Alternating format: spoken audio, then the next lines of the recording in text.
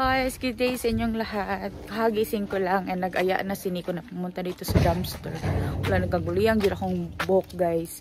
Galing pa ako ng graveyard shift and yung karo sobrang puno ng mga basura galing doon sa yard ni Lola guys. Yung mga bagay na hindi namin kailangan, yung mga bagay na dapat na itapon.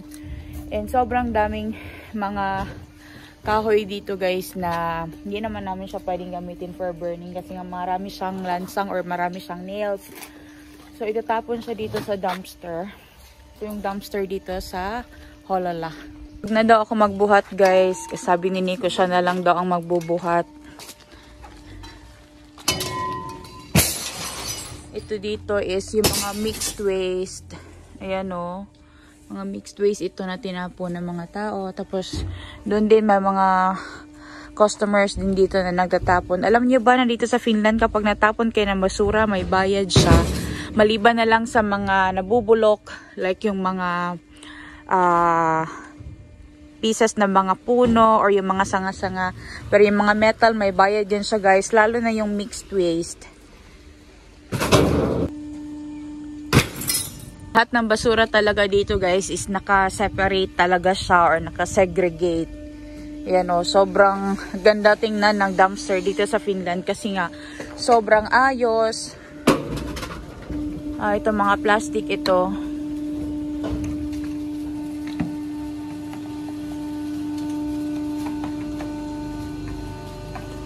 I think that's from the paint from last year.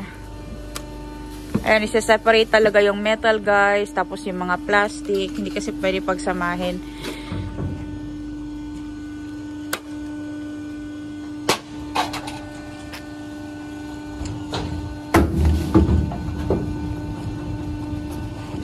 Ayan, tinatanggal ni Nico yung metal part ng lalagyan na yan guys, kasi dun yan sa metal talaga itatapon, hindi pwede ito sa plastic. Kaya marami din tao dito sa Finland guys na pinamimigay na lang nila for free yung mga gamit nila sa Roskalava. Kasi nga, mahal din kapag itatapon nila. Imagine mo naman, pupunta ka pa dito, mag-spend ka ng time para magtapon ng basura. Tapos, magbabayad ka pa ng basura. Kahit yung metal guys, ayan o, sobrang dami. Di ba sa atin yan, kinakalakal yan. Pero dito, tinatapon yan guys. Actually, may mga binenta na si Nico, pero yung mga binenta ni Nico is yung mga aluminum, yung mga alloy. Kasi yun ang mas mahal. Tapos, yung mga ibang metal din na maliliit, tinapon nyo na lang din kasi wala na kaming mga ganun doon sa bahay. Tapos, naman, liit na amount lang para yun lang ang ipunin. Tapos, matatambak lang doon sa yard. Yan, sobrang daming basura dito guys, pero napakagandang tingnan kasi nga nakasegregate talaga siya, nakaayos talaga yung mga basurahan dito. Ito naman is yung machine siya guys, para sa mga karton key or mga boxes. Ayan o, nasi-squeeze talaga yung mga boxes guys, para magkasya sila dyan. Kaya yung mga basura dito na mga boxes, kailangan yun siya na tawag nito, i-flatten mo siya or hindi yung buong box na yun na ganun lang na naka-assemble. Kailangan mo siyang i-dismantle para madali siyang matapon. Tapos dito is mga kipsiyate. Ayan o, yung mga pang flooring, yung mga tawag nito, yung mga trapal, mga ganyan. Tapos dito tingnan nyo, may mga bicycle dito na tinapon guys. Yung mga parts ng bicycle. Yung mga parts ng bed. Ito is mga, ano ito, metal yate din ito. Tingnan nyo, may bicycle dito. Ganyan dito magtapon ng basura guys. Kapag hindi na kailangan talaga, tatapon na lang nila. Kesa naman pabayaan lang niya siya dyan na nakakalat. Ayan o. Ganyan ka-organize ang basurahan dito sa Finland. Isa lang ito sa mga basurahan guys, and dito ito sa Hollola. And napakagandang tingnan. Meron pang trimmer ng damo oh. Yan oh, machine talaga yan. Yun oh, yung bed yan. Headboard ng bed. Meron mang ganyang klaseng bed si Anika dati oh. Pero binenta na namin yun. Pero mura lang namin yun binenta. Ayan. Sobrang ganda tingnan ng mga basurahan. Kasi naka-organize sila guys. Hindi sila nagsama-sama. Hindi makalat ba. Tapos yung mga sanga-sanga na puno, mga dahon kapag ano kayo, garden work kayo. Tapos wala kayong mapagtapunan ng mga oksa or yung mga stems nga ng mga puno guys. Pwede yan dito itapon, for free lang yan siya. Yan po yung mga dahon-dahon andito. Yan sila is magtatapon din yan sila ng basura. Kasi hindi mo naman kasi yan pwede sunugin guys. Lalo na dito iniiwasan din talaga ang magsunog. Kasi nga hindi siya maganda sa hangin. And of course, delikado rin lalo na kapag sobrang mainit. Naku, magkakaroon ng forest fire.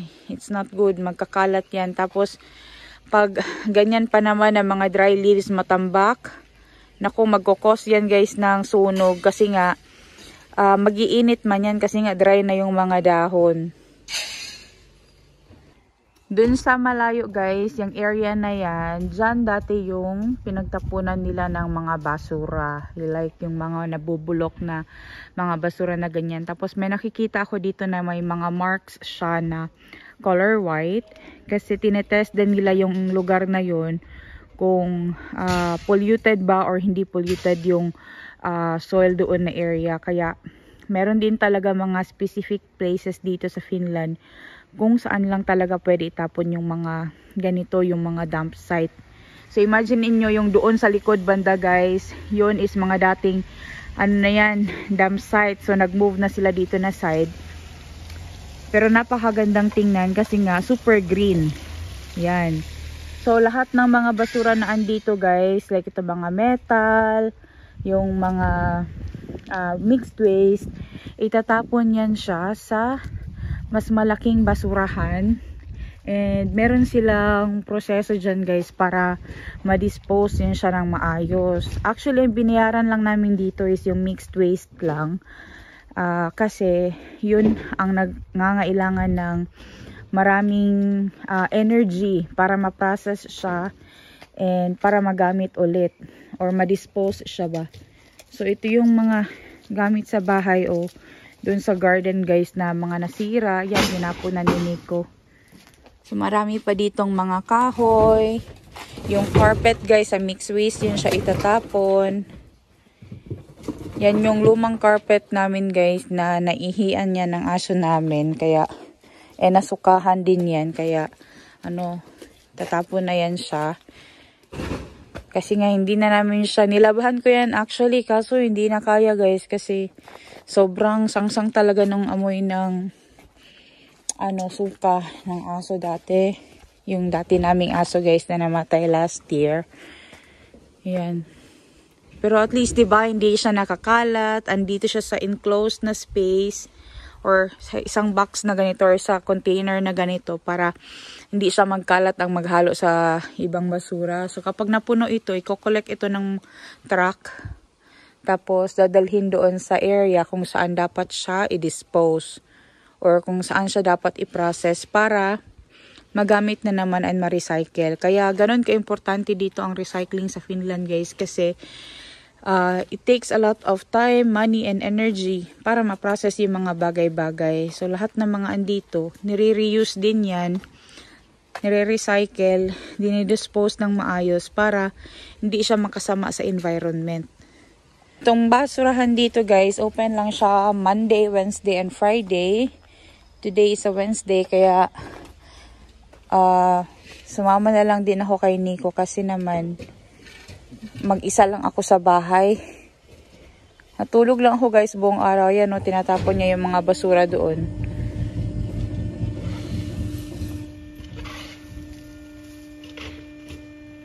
Napakaganda tingnan ng dumpster nila dito guys. Kasi sobrang ayos. Sana ganito din sa atin no.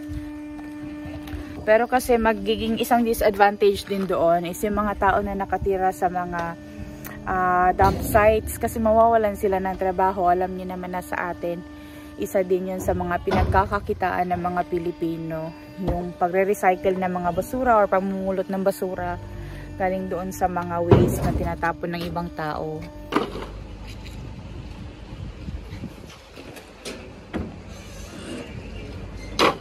Dito naman na side yung mga tapunan ng mga kahoy guys or mga wood products. Look at this one. Ang ganda pa ng pinto. Pero tinapo na siya. Wow, Daddy, Daddy, can we take that one? Yeah, we can use it for our varasto. Huh? For our storage? That there in the storage in the kelari. Okay, we need to make our own. Ayan o, sobrang daming basura dito guys. Tinatapon na kasi ito yung mga ganito dito kasi hindi ito ginagamit for burning. Kasi nga, yung sa mga pako guys. And we don't have time para tanggalin lang yung mga pako kasi marami yan.